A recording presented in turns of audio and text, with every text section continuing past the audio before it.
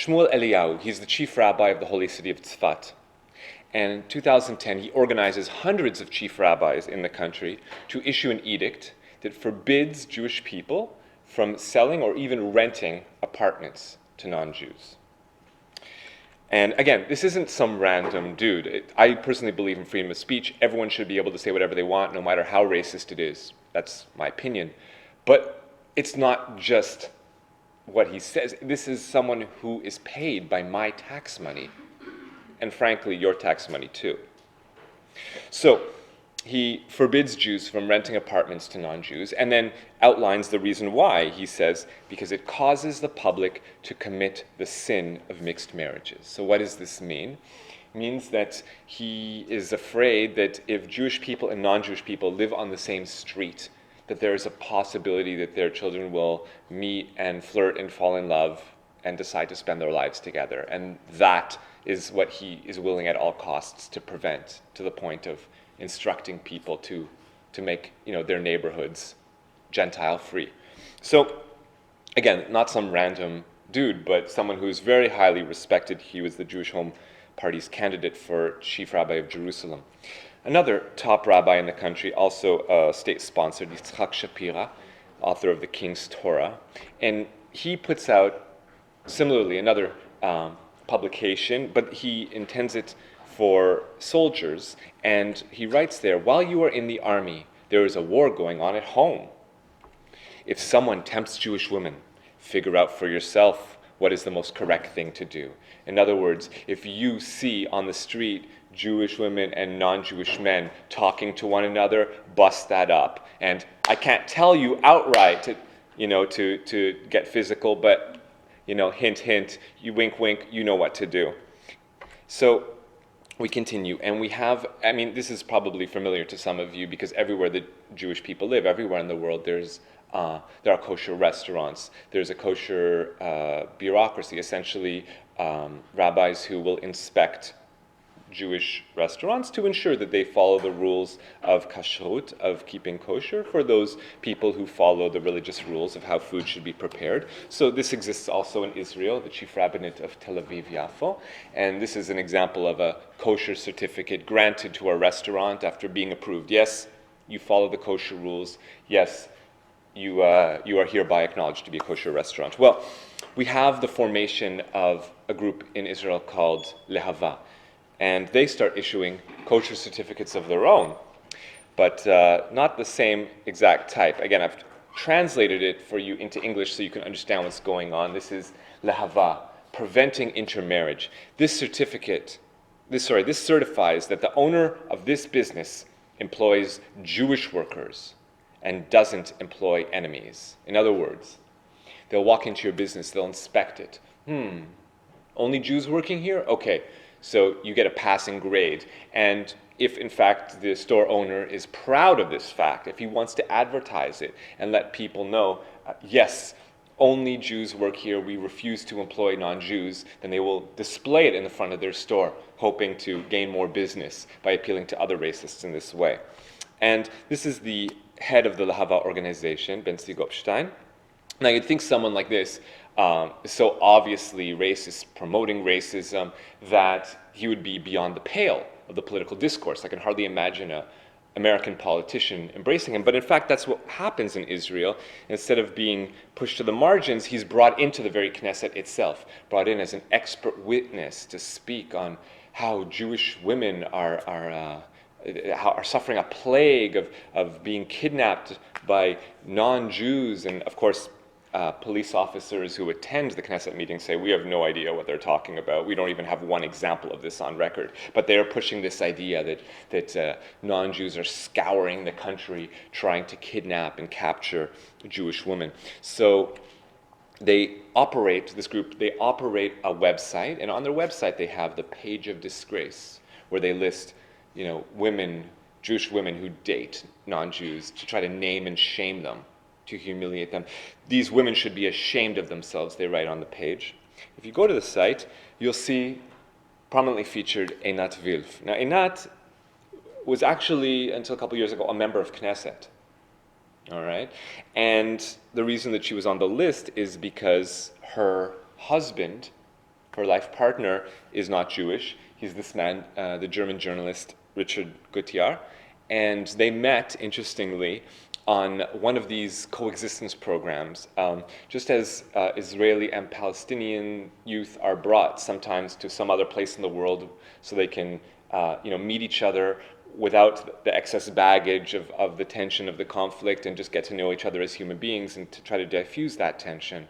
In the same way, Jews and Germans are also brought together for conferences, the hope that they will get over the sordid past of the last century. And sure enough, at one of these conferences, Einat met Richard and fell in love, and they decided to spend their lives together and start a family. So for that act of race traitor, for being a race traitor, she is put up on this page as to try to shame her. And we see, 2011, we see the beginnings of racist rallies, or an uptick in racist rallies, or anti-miscegenation rallies. It's a word that you probably haven't even heard in your lifetime, but this is what's happening. You have, even in some cases, deputy mayors of town organizing this anti-miscegenation rally, where you have people marching through town with signs, "Jewish women for the Jewish people," okay, like "all your vaginas belong to us," or something. And you can see some of these are just kids, preteens in some cases. This is the messaging that even the youth are being exposed to and drafted into. And you have also gangs, street gangs essentially, that patrol city streets in Israel. They'll wear they all wear the same shirt with a similar logo, and the idea is that they are, scouring the streets, trying to find any examples of Jews and non-Jews, interacting socially, and to break it up, harass and harangue them until, the mood is ruined and everyone kind of goes their own way. But for some people, it's not even just harassing and haranguing. It's full-on beating, putting people in the hospital or the morgue. It's straight up people who, mask up and run through the streets, and if they find any Palestinians that they even suspect of thinking perhaps, maybe I might forget it. The classic example of this is actually discussed in that short film I showed earlier. This man, Jamal Julani, young Palestinian man walking in downtown Jerusalem, and just minding his own business, a group of Israeli Jews, young Israeli Jews, jump on him, and they're just looking for someone to attack, because in their mind, any Palestinian they see in downtown Jerusalem is seeking out, Jewish women. So they jump on him, and they beat him, and they actually kill him. Now, paramedics come to the scene, and they're resuscitating him. While they're doing this, the perpetrators are just standing around, and they're like, "What are you even trying to resuscitate him for? What do you care? He's an Arab." And eventually they keep going, and they resuscitate him, they bring him back, and they bring him to the hospital, as you see. And the crazy part is that they actually admitted this. They weren't ashamed of it. They were proud of it. So they tell the police, straight up, we beat him because he's Palestinian. We don't want him, hanging around where Jewish women are. And even though they have this confession on tape, the police claim to lose the confession.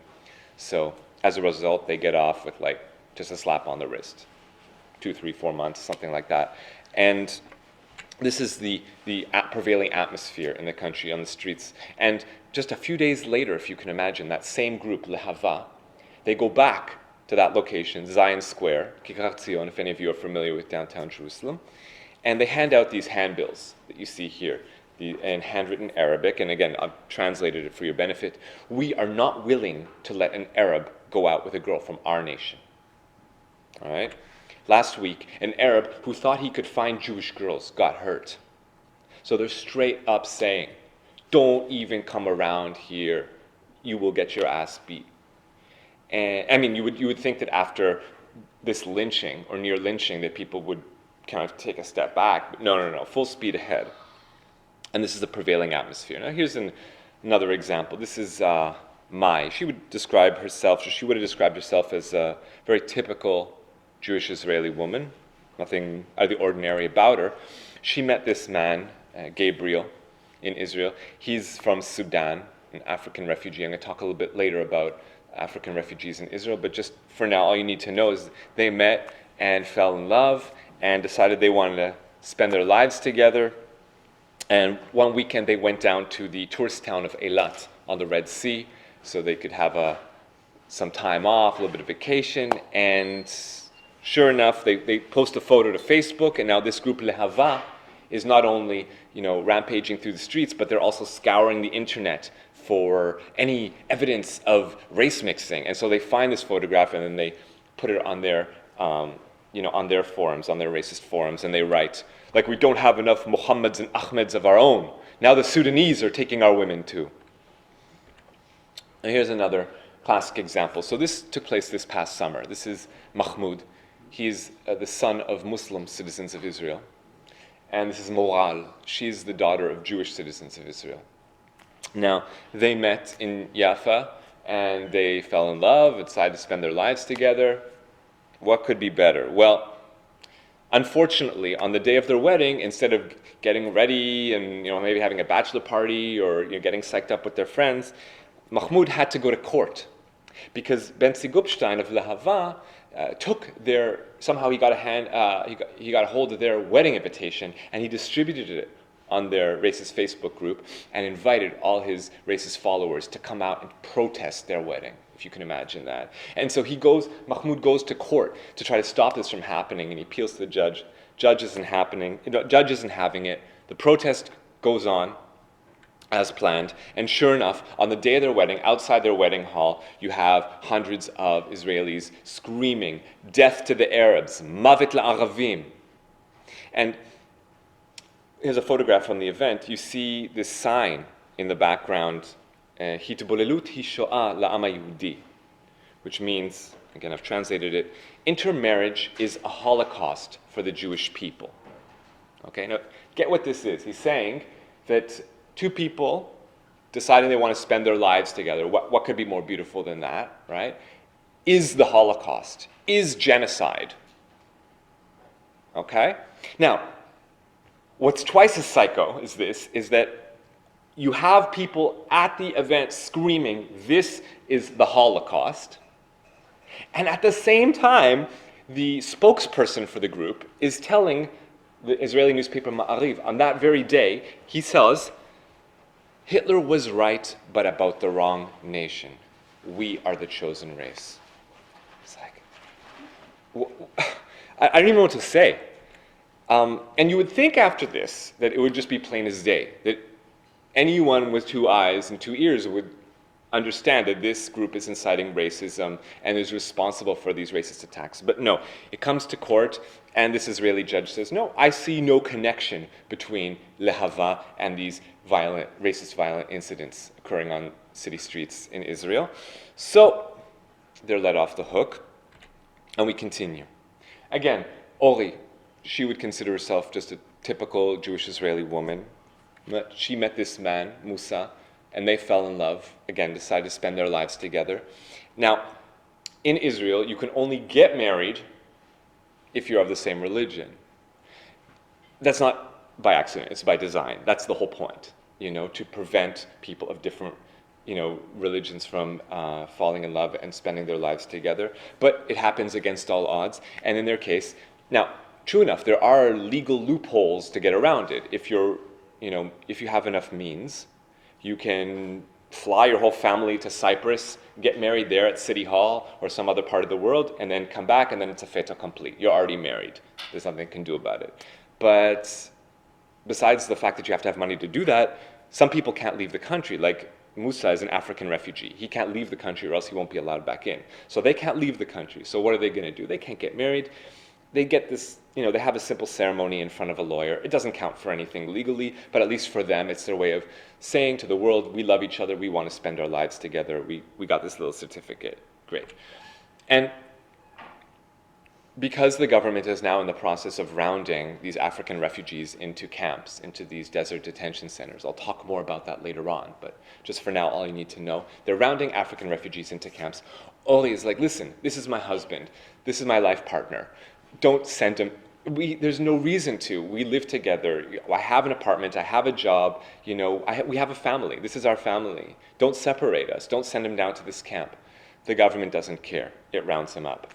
Now, she appeals to people. She's hoping that if people understand her plight, that she's a Jewish Israeli citizen, that maybe they will be more understanding of his situation. And so she's gone to newspapers and she's gone to television channels, and there have been a couple of articles written about her story.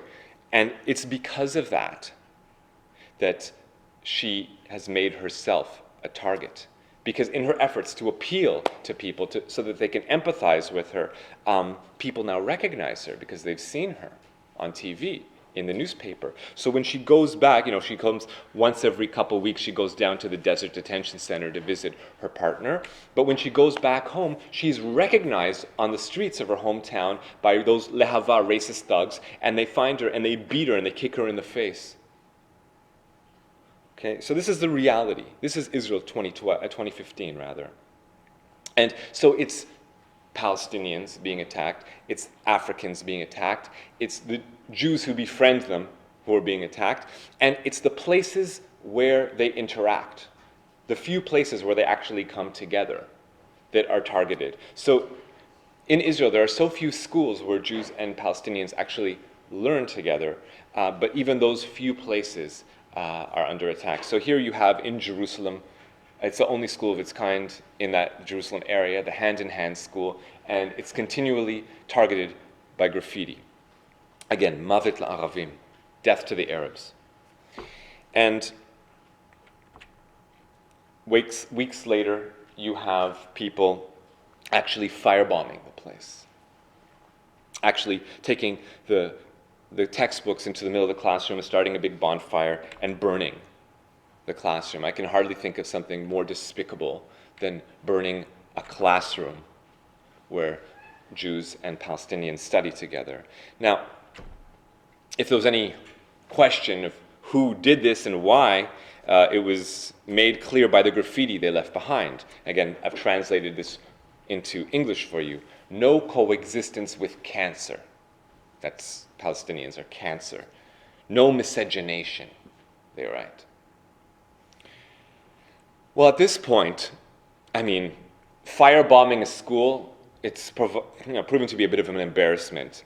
Even Obama is trying to shed some light on the situation. This year for Hanukkah, for the Jewish Festival of Lights, he actually invited Jewish and Palestinian students from this hand-in-hand school to come to the White House to light the Chanukiah, the traditional candelabra that's lit in celebration of the holiday. And so they come to the White House and they're lighting the candelabra. And with this act, he puts the spotlight on this story. Otherwise, no one would have heard of it, And because with even Obama, making mention of it at this point, it's just like the Israeli police are embarrassed into action. They can't, ignore it any longer. And so, sure enough, they crack down and they find the people responsible. As you can see, no shame around it. They're smiling, they're laughing when they come to court. And when you go to their Facebook pages, you find this is the stuff they write. Death to the Arabs, we're sick of them, a Holocaust should be done to them. Now, one of their mothers was interviewed after the fact in Israeli media, and what she had to say was, if it wasn't for the law, I would have done it too. So it comes from the home. And she went on to say, Jews and Arabs learning together is disgusting. And then you wonder why there's miscegenation. And there's the connection. Now, I should point out, they were arrested for arson. They were charged with breaking and entering. All right, they were brought up on vandalism. Anything missing here? Hate crimes, perhaps? You would think something as blatant as this would deserve hate crime charges, but no. And the reason why is because in Israel, although there are hate crimes on the books, there is a legal loophole. And that's why when they were originally passed, even the founding father of Israeli fascism, Meir Kahane, even he supported this law because there's a loophole which says if you incite racism but you justify it by quoting verses from the Torah or the Talmud, if you justify the racism on religious reasons, then it's okay, it's all good. So this is what they've done, and that's why you don't hear hate crime charges. Now, when you see this photograph, this is what I see. Okay? Now, it's interesting. I'm not suggesting for a moment that there's no racism in the United States of America. Any day of the week, we can open a newspaper, we look at what's happening if it's down in Miami, or if it's in Ferguson, or if it's in your own backyard.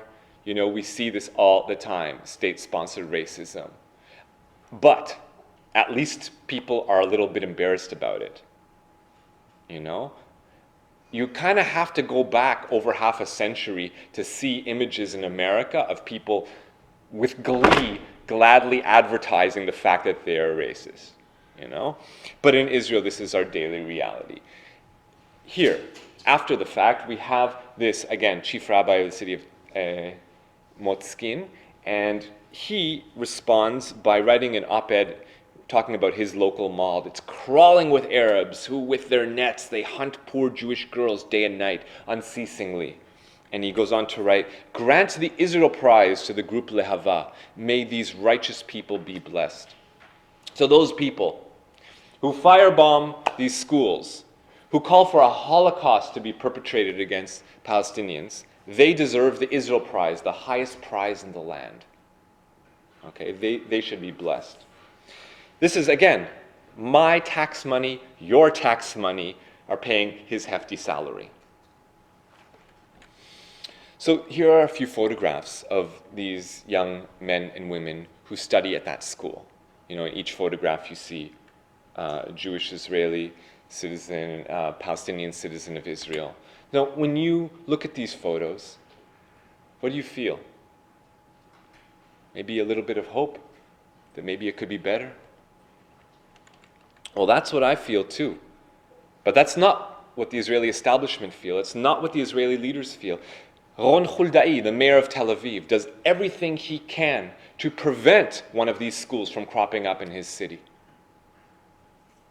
Yona Yahav, the mayor of Haifa, does the same. Anything he can do to prevent one of these joint Jewish-Palestinian schools from being established where both Hebrew and Arabic will be taught.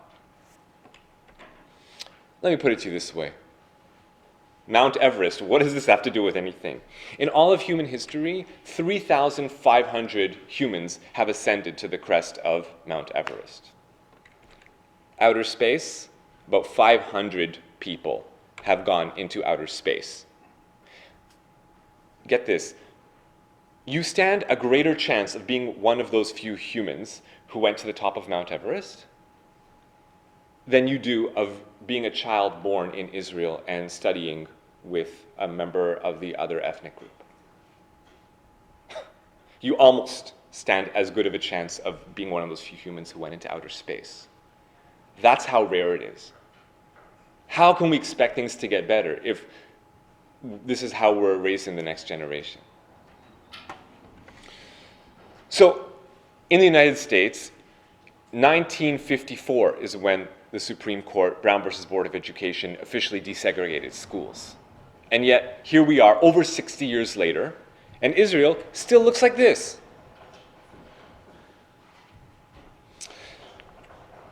And it's worse. It's even worse, because it isn't even confined to those borders, whatever they may be. You know about this case of Loving versus Virginia, the last time that the Supreme Court had to officially end any law that prevented people of so-called different races or religions from marrying one another. This is in the late 60s, early 70s. Well, last year, the Israeli Ministry of Education spent $4 million to prevent intermarriage, to teach Jewish children not to have romantic relationships with non-Jews. You want to hear what's worse? That wasn't even for Israeli youth. That was to teach Jewish kids outside of Israel. $4 million to teach Jewish kids outside of Israel not to have romantic relationships with non-Jews. That's my tax money, and that's your tax money. And it's not even just religious officials. I mean, it's all aspects. So here, the so-called, great white hope of liberal Zionists, Yair Lapid, the former finance minister until a couple months ago, after that wedding that went on this summer that I told you about, he says in the media, if my son came to me and said, Dad, I want you to meet Rona, not Rina, it would bother me greatly. I don't care if it bothers you greatly. Keep your racist opinions to yourself. The state has no business in the bedrooms of the nation. Okay? Now this is the secular officials. When it's the religious officials, it's like, ain't no thang, right? It's like all the way. They just go all in. So this Minister of Religious Affairs in the Israeli government, he also spoke out, and again, he reiterates this disgusting comparison that these marriages are a silent holocaust. No shock with Eli Ben-Dahan. He's also said about Palestinians that they're beasts, not humans. And he's also said a Jew always has a much higher soul than a goy. Of course, it's only in Hebrew you never hear about this. So I guess you're one of these goys that are supposed to just suffer with the fact that you have a lower soul. But again, the point here is that you make political points off this. Politicians reiterate these ideas because they know it translates into votes. Here, in the last election cycle in Israel, here's a typical poster. You see, Rak Shas Chazaka, here I'll translate it into English again. Only a strong Shas will prevent miscegenation. A country with soul, vote Shas. You know, this is the kind of messaging I have to see when I walk around the town that I live in.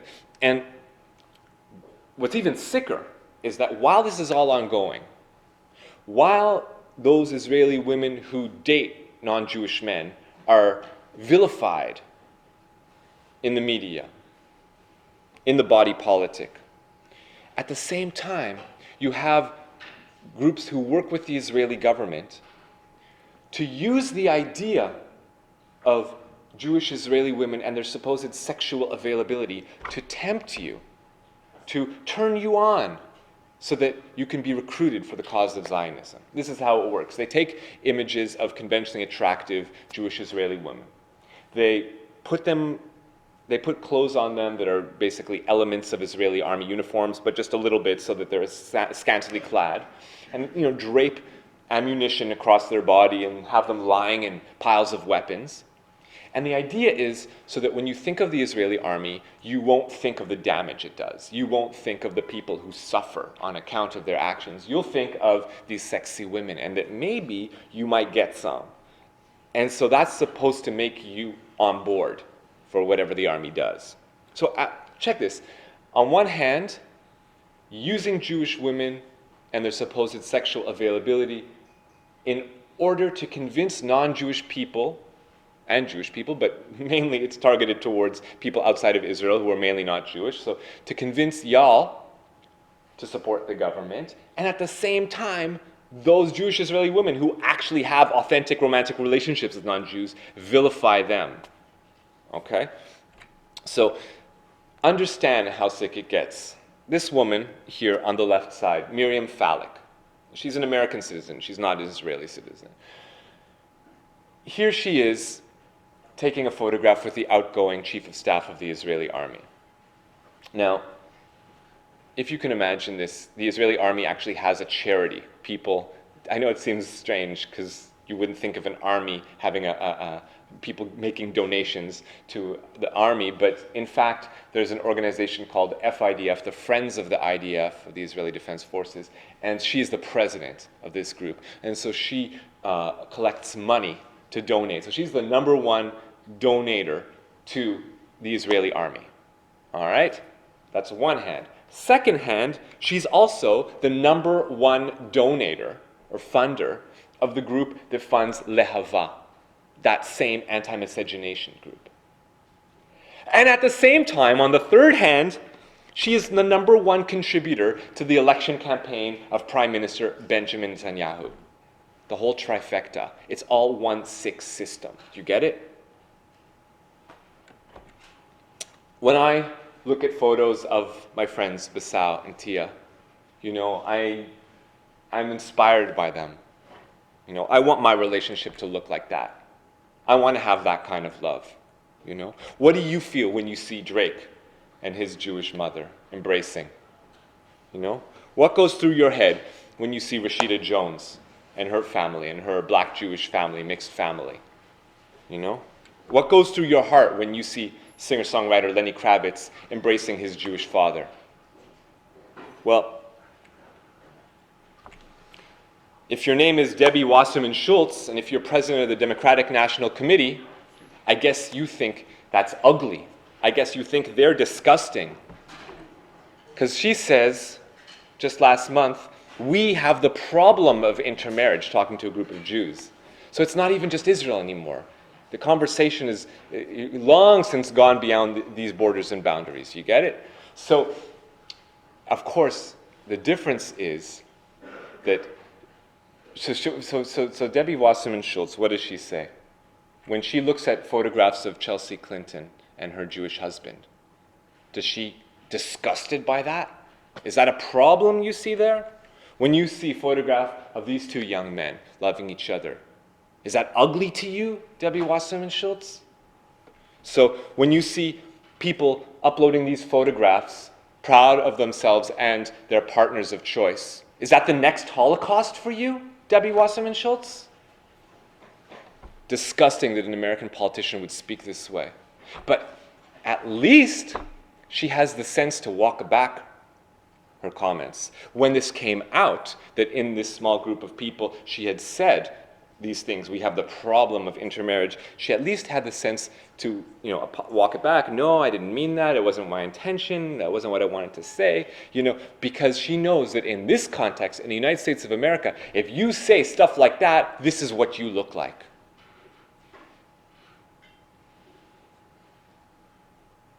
So she at least had walked it back. But in Israel, there's no sense of shame around it. You say it and you're proud of it and you announce it. So I'm going to show you how this is actually not even a new phenomenon. It's been going on for decades already. Okay? We're going to go back in time, the black and white era. This is actually pre-Israel. This is during the British Mandate of Palestine. Between World War I until just after World War II, the British were the colonial power in the land.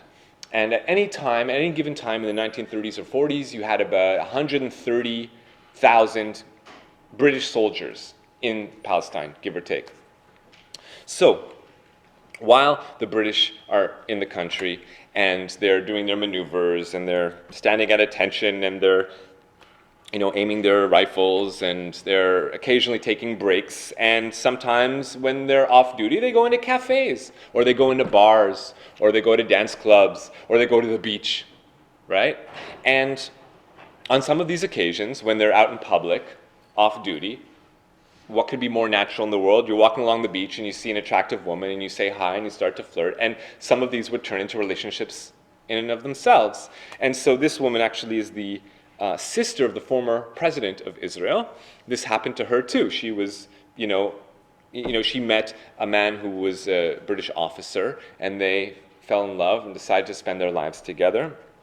And this happened, but whenever, or almost every single time, these people eventually left the country because they were under so much social pressure. They were essentially excommunicated by the community. It wasn't everyone, but it was a large group, and there wasn't any pushback, really. So most of these couples, these so-called mixed-race couples, ended up going and raising their families in other parts of the world. However, while this is happening, the Jewish settlement enterprise in Palestine is actually operating clubs and training a whole squad of women to actually be geisha girls of a sort. You have these women who it's their job to take these British soldiers out on their days off, to show them around the country, to take them on trips so they could see the sights, so they could become impressed with the Jewish settlement enterprise. Again, the idea to flirt with them in their subtle way and use their femininity to convince these British soldiers, these non-Jewish British soldiers, to embrace political Zionism. Okay? And while this is happening, again, it's the same sick script where on one hand, you have this promotion of the idea of the sexual availability of Jewish Israeli women to entice people to support Zionism, and at the same time, turning those women who actually have relationships with non-Jews into like public enemy number one. So the rabbinate at that time, the chief rabbis of that time in Mandate Palestine, they got together and they put together a committee to protect the honor of the Jewish woman or something like this. And these groups would go out, and again, the same thing, it's just like the Lahava of yesteryear. They would harass and harangue these women and threaten them, and they would beat them, and sometimes they would murder them. Okay, you had these groups, these splinter groups. They called themselves the Sons of Phineas. They would go out and they would beat and they would sometimes murder these women, and nothing ever came of it. These people who did this were never brought to trial. And that's for people who had relationships with British soldiers.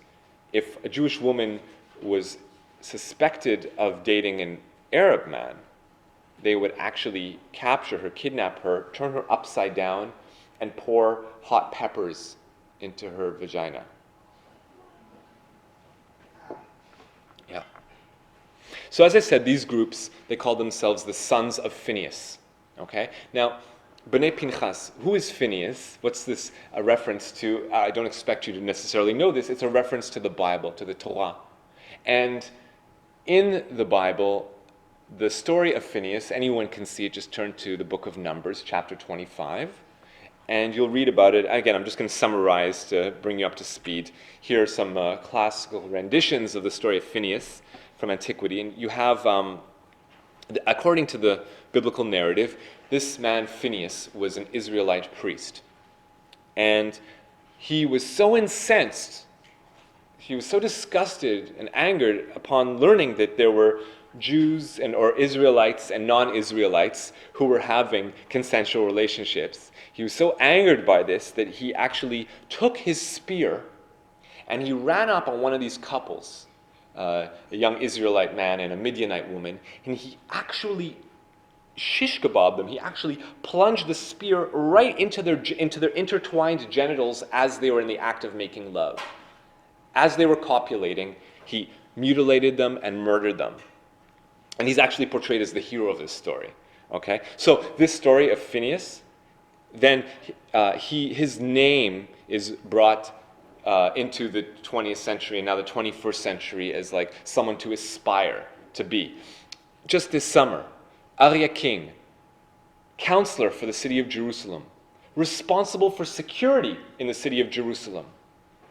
He tells a crowd of Jewish youth, the Rebbe, the rabbi, who is here with us, expects us to commit acts of Phineas. In other words, go out and do what he did. Go out and mutilate and murder. And the very next day, a group of young Israeli Jews went out. They kidnapped this young Palestinian man outside his parents' home. This is Muhammad Abu Khder. They kidnapped him. They dragged him into a forest. They beat him. They poured gasoline down his throat. And they burnt him to death from the inside out. When the police caught up to them and interrogated them and asked them, "Why did you do this?" they said, "We were inspired by the story of Phineas." Now, I have a question for you. Why do I remain, to this day, the only journalist who has reported that in English? The only journalist who has reported that the murders of Muhammad Abu Khder speak of Phineas as the reason why they did it. And why am I the only English language journalist to report that that city councilor in charge of security for the city of Jerusalem incited that violence by calling on young Israeli Jews to commit acts of Phineas the day before it happened? Where's the mainstream media?